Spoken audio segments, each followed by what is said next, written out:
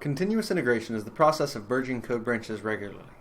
When people talk about continuous integration these days, though, they almost always are referring to it in conjunction with tests. It does no good to be sure that your code merges cleanly if it no longer performs the desired task. Today's episode is going to cover performing continuous integration in Elixir by way of the Semaphore hosted continuous integration service, running the test for a Phoenix application. Let's get started. We're going to start a new Phoenix project whose purpose is to collect images from Twitter that are tagged with Elixir friends and display them. We'll not build the Twitter integration yet, but we'll start building the Phoenix application that can display the data. So we'll do a mix phoenix.new, Elixir friends, and we'll cd in there. Oopsie. And we'll cd in there. And we'll run the server just to make sure it's up and running.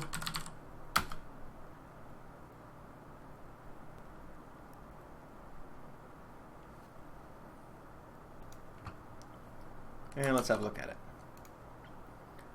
Okay, so here's a new Phoenix app using the latest version of the framework. Now we're going to use its generators to build a quickie data model for the images. So we'll kill this, and we'll mix phoenix.gen.html a post, and it's got an image URL, and some content, and a source URL.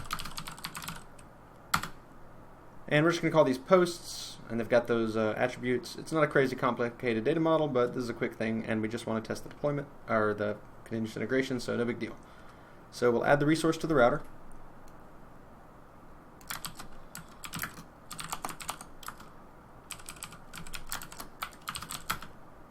And we'll create the database, and then we'll migrate it up.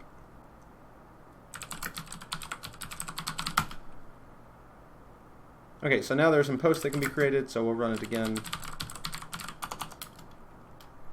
Oopsie. And go to /posts, and we can make one. And let's see here. It's Marvin the Martian.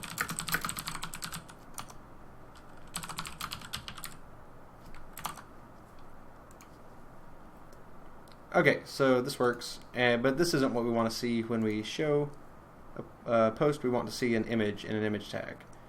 So let's go ahead and define this desire in the controller test for now. So we'll come back here, we'll open up the tests, and we have a controller test for posts. And we're going to say that the show page ought to have an image tag with our image's source. So shows chosen resource, we're going to change this to say shows an image for the post. And we're going to be explicit about our image URL when we make our image. And then we're going to make sure that, in fact, we have an image tag. So it'll be an image with source of that. And we'll run the tests.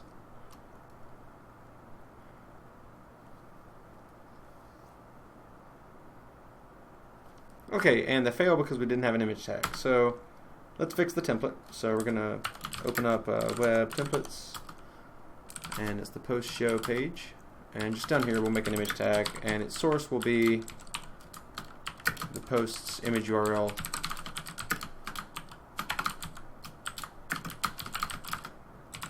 And we can run the test again, and this time they pass. So this isn't anything fancy, but it's a start. So now we're going to see about using Semaphore to run the test every time we commit changes to this project. So first, let's create it on GitHub. So I'll make this a Git repo. I'll add the files to it. We'll have a very uninteresting initial commit. I'll create it on GitHub, and I'll push it up. Okay, so now it's up on GitHub, and we'll pull up Semaphore. So Semaphore is at semaphoreCI.com, so let's go there. And I should already be logged in, and I am. So we're going to add a new project. And let me make up the font size a little bit. There we go. We'll add a new project. GitHub. And it takes quite a while to list my projects because I have like 400 repos. But once it's done, we'll find Elixir friends in the list, and we'll select it.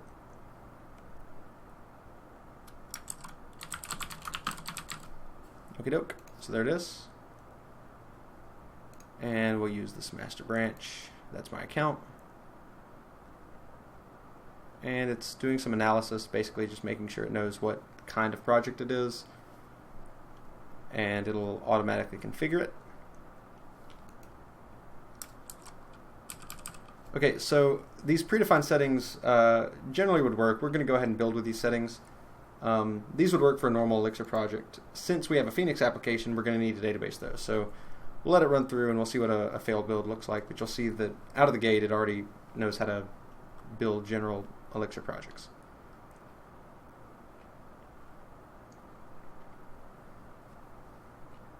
Okay, and yeah, it couldn't create the database because, right, their box that they're running the build on does not have the same configuration as my local box. So what we're going to do is they provide a couple of environment variables. So let's go back to here, and we're going to go to the test configuration. And down here where we have the username and password, we're going to do a system.getinv for database Postgres username. Or if that environment variable doesn't exist, oops, just use Postgres. And here we'll do the same thing for password. Okay, and so that's it. So I'm going to commit that.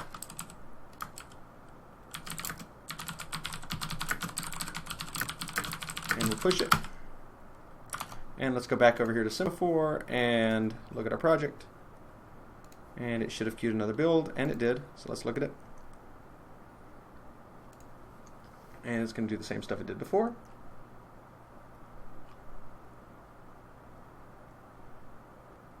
Alright, so that's good, except for now our tests are passing. So this is our first successful build. Okay, that's fantastic. So now every time we push to GitHub, Semaphore is going to run our tests, and we'll know if they fail or not. And we can use the badge. I'm not going to add it to the README in this episode, but I'll add it eventually. So in today's episode, we saw how we can use Semaphore CI to run our Phoenix application's integration tests every time we push new commits. We'll look at the following the build up with a Heroku deploy for continuous deployment in a later episode. See you soon.